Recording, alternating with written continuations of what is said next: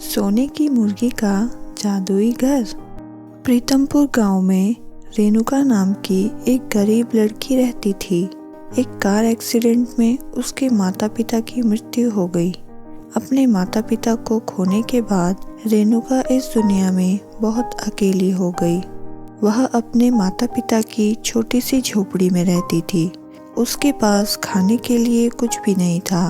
वह काम के लिए घर घर जाकर काम मांगती रही, पर उसे कोई काम देने को तैयार नहीं था। ऐसे ही एक दिन वह काम की तलाश में एक अंडे की दुकान पर गई। अंकल क्या आप मुझे कोई काम दे सकते हैं? मैं बहुत परेशान हूँ। सुबह से काम की तलाश में भटक रही हूँ, परंतु मुझे कोई काम देने को तैयार नहीं है। आप जो भी काम बोलेंगे मैं कर दूंगी। अरे बेटी, तुम तो बहुत छोटी हो, तुम इस दुकान में काम नहीं कर सकती, पर तुम्हें काम की जरूरत है, इसलिए मैं तुम्हें काम पर रख लेता हूँ। तुम मेरी मुर्गी फार्म से अंडे इकट्ठे कर लिया करो, ठीक है ना? रेणुका खुश हो जाती है और अगले दिन से मुर्गी फार्म में अंडे इकट्ठे करने लगती है। उसी से उसका गुजारा सही से चलने लगा। फिर एक दिन, अरे रेणुका, इस मुर्गी को क्या हुआ?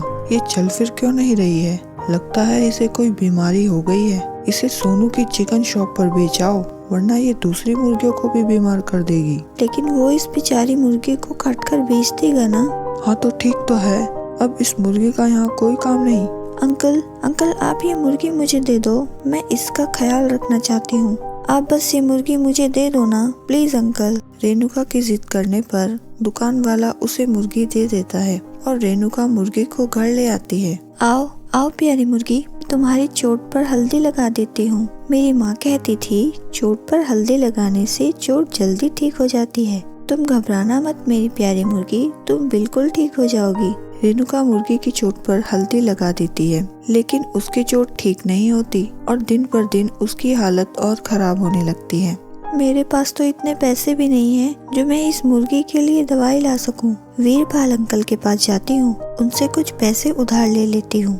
अगले दिन रेणुका वीरपाल के घर जाती है और वीरपाल से उधार पैसे मांगती है।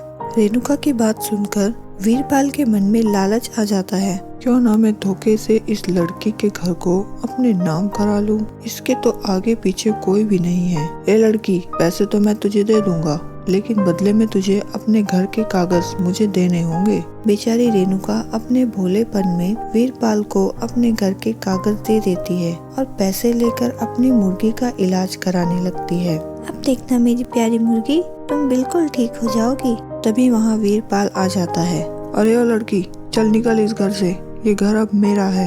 ये आप क्या कह रहे हैं अंकल? मैं अकेले कहाँ जाऊंगी?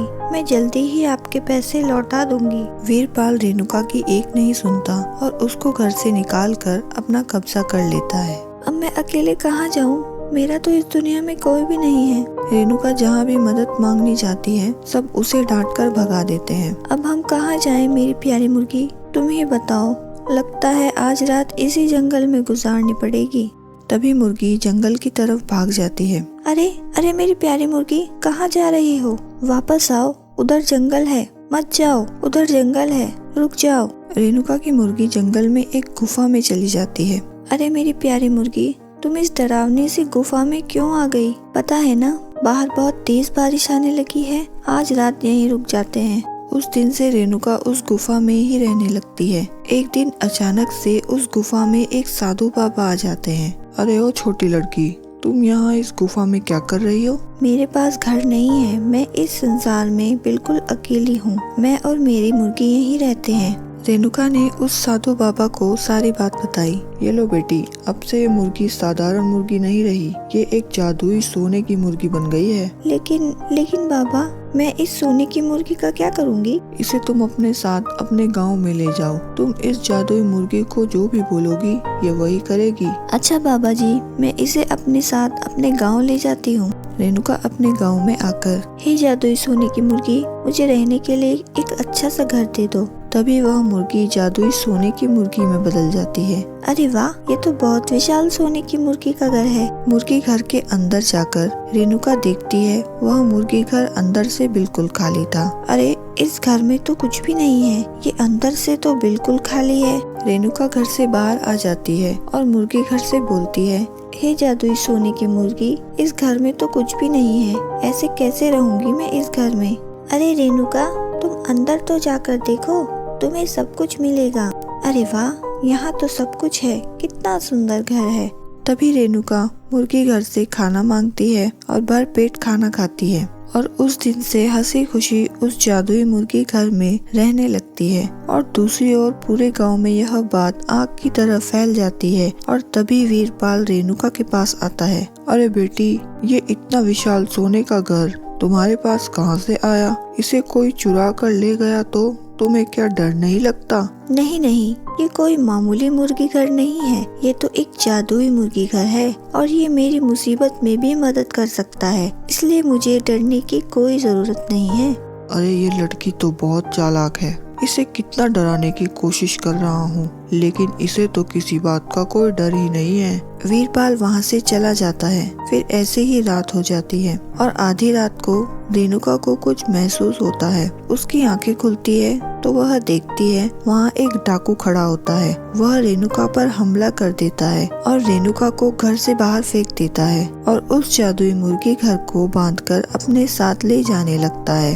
हे जादुई मुर्गी घर, इन गुंडों को अच्छा सबक सिखाओ, जैसा तुम चाहते हो वैसा ही होगा। तभी सोने की मुर्गी अपने जादू से उन गुंडों की बहुत पिटाई करती है और उन्हें वहाँ से भगा देती है। अब बोलो, मजा आया ना? ऐसे ही दिन बीत रहे थे। फिर एक दिन, क्या हुआ काका, आप रो क्यों रहे हैं? क्या बताऊं बेटी, मैंने उस वीरपाल से कुछ दिन पहले पैसे उधार लिए थे और बदले में अपने घर के कागज गिरवी रख दिए और अब उस वीरपाल ने मेरा घर अपने नाम कर लिया।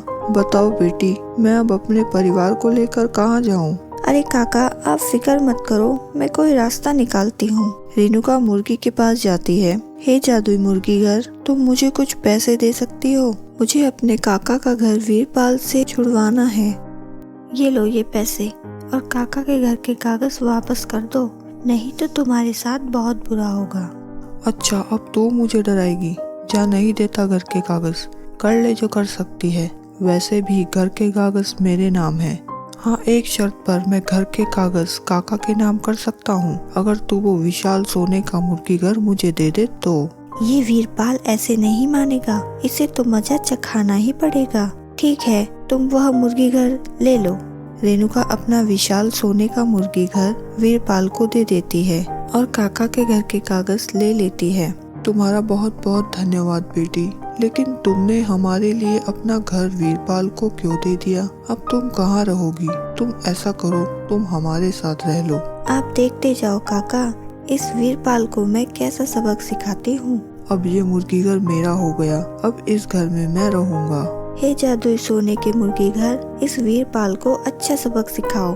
रेणुका के इतना कहते ही मुर्गी घर जोर जोर से हिलने लगता है और वीरपाल की बहुत पिटाई करता है। अरे ये मुर्गी घर तो मुझे मारकर ही दम लेगा। अरे अरे मेरी कमर टूट गई। अरे मेरा सर घूम रहा है। अरे मुझे बचाओ, मुझे बचाओ। क्या हुआ वीरपाल अंकल, आपको ही तो इस विशाल मुर्गी घर में रहना था, अब रहो इस मुर्गी घर में मजे से। ये तो मुर्गी घर है, ऐसे ही उछलेगा और कूदेगा भी। अरे मुझे नहीं रहना इस मुर्गी घर में, कोई मुझे यहाँ से निकालो। अरे मुझे यहाँ से कोई तो निकालो। अब रुक जाओ मुर्गी घर, लगता है अब इस वीरपाल की अकल ठिकाने आ गई है। आगे से मुर्गी घर तो क्या, कोई भी घर अपने नाम नहीं कराऊंगा।